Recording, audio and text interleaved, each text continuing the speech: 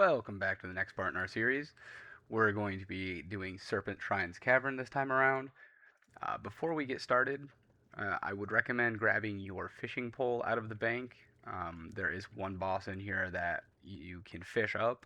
I'll show you how that works. So just make sure you have your fishing pole on you.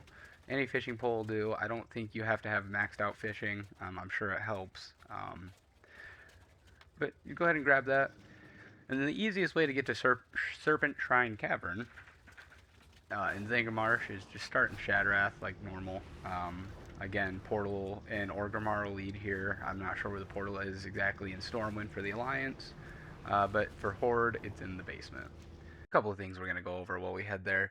You're going to be getting your Tier 5 Legs, Gloves, Helmet, as well as there's 3 battle pets coming out of here: the Coilfang Stalker, the Tainted Waveling, and the Tide Skipper.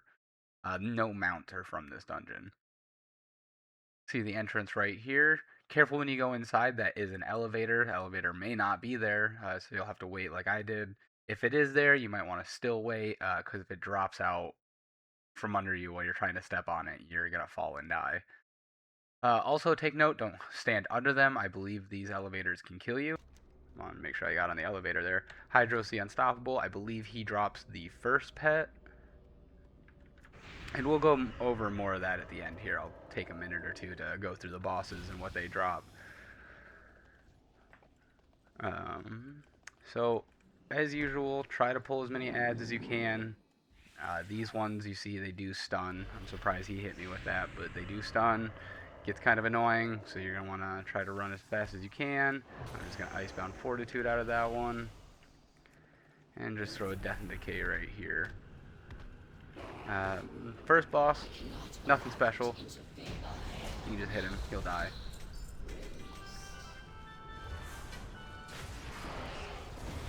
Let's see, did we get anything special?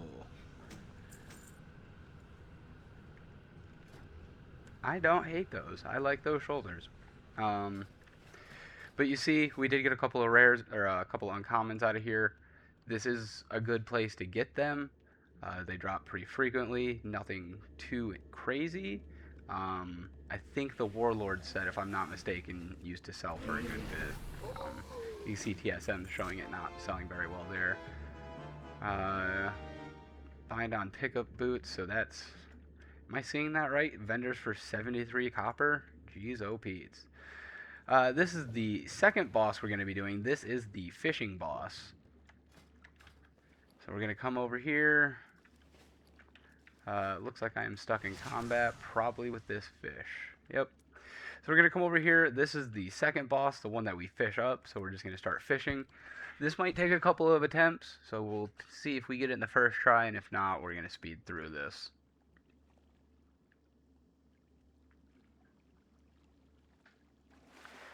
There we go. Nope. Alright. So we'll just go ahead and skip through this. So in real time, this actually took me 7-8 minutes. So I would recommend skipping this boss unless there is a piece of gear that you really want off him. And you can see I'm not really getting anything worth fishing it either. So just go ahead and skip this one if you want, or you don't have fishing. Oh my gosh, finally. That took way too long.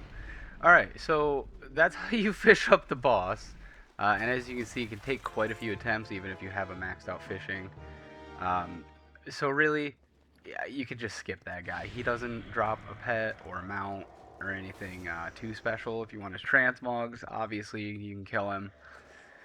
I don't believe he has anything that special, so you can just skip that guy.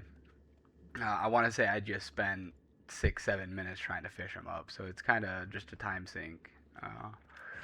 But we're going to continue on here. We can either go left or we can go right. We're taking a left. Yeah, I'm going to pull these guys.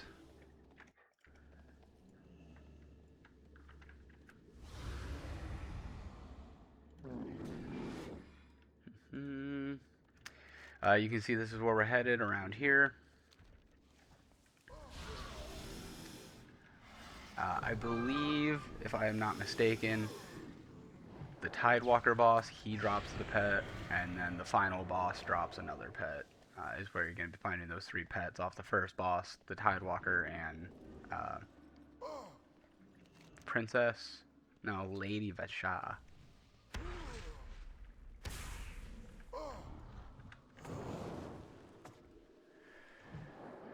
Alright, the boss is right there. So we're gonna go ahead and pull these guys. Nab up these fellas. We're gonna just throw an AoE down right there. A lot going on, so it's gonna take the loot a second to figure itself out. So, you just need to pull those 4 guys on the sides of the boss and then kill them. That will activate the boss, as you saw there. I'm gonna turn my pet off. He's doing things. We're just gonna keep going our way down through here, just following the tunnel.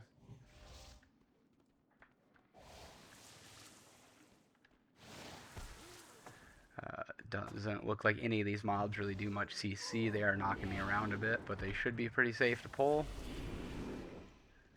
These colossi, however you want to say it,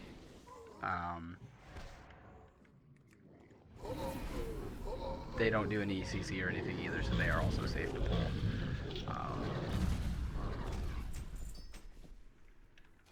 Did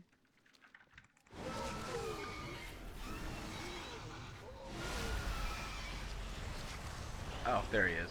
Wow. Just blind. I was looking for the boss who's standing right in front of me. So the boss is over to the side there. That was him, Fathom Lord Karathis.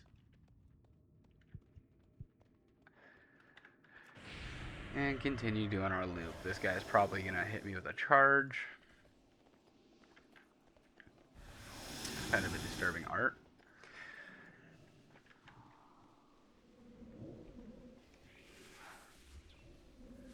And this is going to be our second to last boss. He doesn't have any gimmicks or anything. So we should just be able to lay down a Death and Decay. He does pull all the fish in the area, which is convenient. You don't have to scoop them all up. And there we go. There's one of the pets. Keep opening my talents on accident.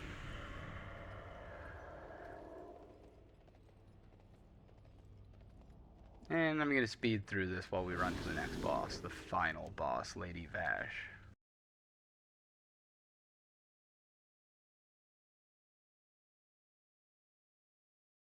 Alright, now that we're getting close to the boss, I don't believe you have to activate this gate anymore. I think it just automatically happens. We'll see once we get up to it. No, looks like we gotta activate it. You just gotta click it. You can do it in combat, so if all these guys are chasing you, you can go ahead and do it that.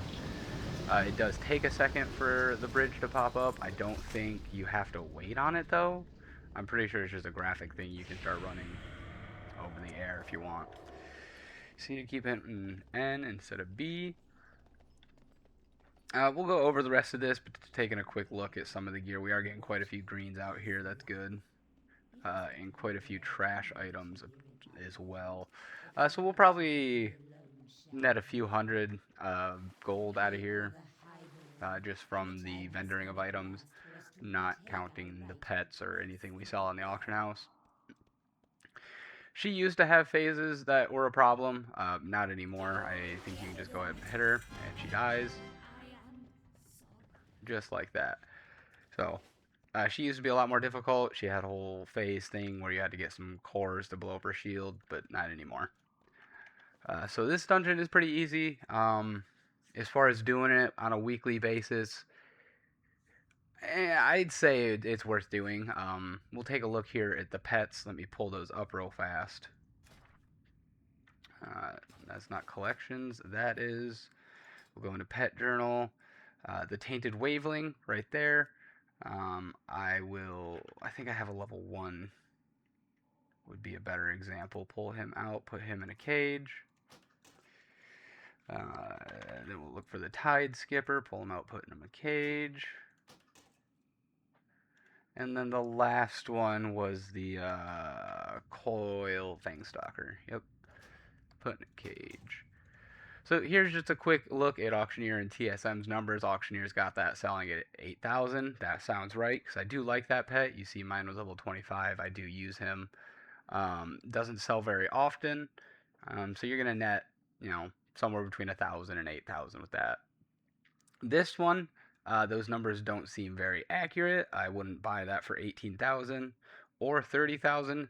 3,000 sounds more right. I don't believe he's a very good battle pet. Maybe I'm mistaken in that and I'm sleeping on something. I'll have to check into that. But in our last one here, it looks like we're ranging anywhere from 5,000 to 2,500.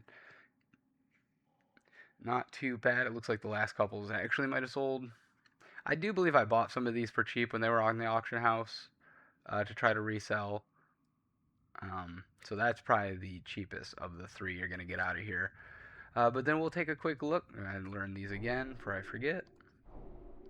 It's not ready yet. And we'll learn this new one we just got as well. So just taking a quick look at that iron bound trunk I got. Some materials, nothing crazy. I'm just going to vendor that back. I'm not going to try to sell them in the auction house. I mean, we're looking at a couple hundred gold out of the items. And then some of these greens. Might get another couple hundred selling those on the auction house, but it looks like those are going to take a while. What's this staff look like? Oh, pretty basic staff.